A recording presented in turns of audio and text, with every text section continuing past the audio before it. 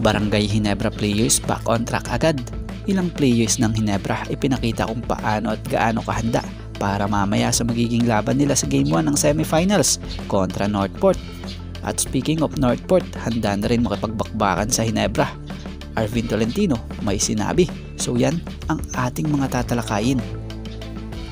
Mamaya na nga ang inaabangan ng mga fans ng Northport at fans ng Barangay Ginebra sa semifinals sa Game 1. So handa na ang kampo ng Northport na kung saay mahaba-habang panahon din ang kanilang naging paghahanda dahil sa naging break ng PBA para bigyan ng araw din ang naging paghahanda sa laban ng Gilas. At ngayong tapos na ang PBA break, eto ready na talaga ang Northport sa pangunguna nga ng star player nila na si Arvin Tolentino, na kung saay nasambit nga nito sa isang interview sa kanya na ayon kay Arvin na credit po, ready na kami, medyo mataas na rin yung moral namin, yung confidence nandun, medyo mahaba rin yung preparation namin, so it's either an advantage or disadvantage.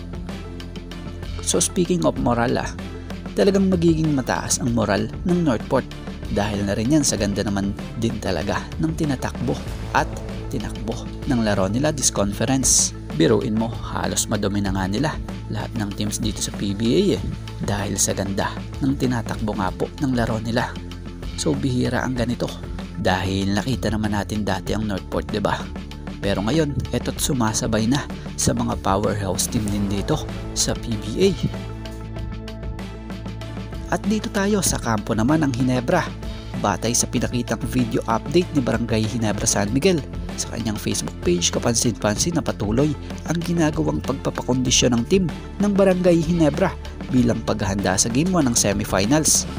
Kung mapapansin sa naging Instagram post nga po nitong si Troy Rosario, patuloy ang pagpapalakas ng upper body na sinabayan pa ng exercise sa kanyang kamakailan lang nagtamo ng minor knee injury. So pati tuhod or paa sabay sa ehersisyo na ginagawa niya.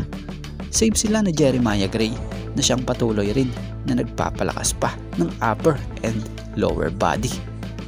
So back on track na talaga ang Ginebra na ngayon after ng ilang stint ng ilang players sa paglalaro sa Gilas.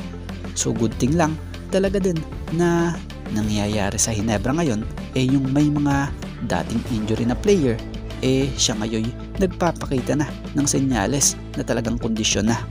So asahan mamaya na magandang bakbakan ang magaganap sa Game 1 ng semifinals, Northport kontra Ginebra sa second game nitong PBA.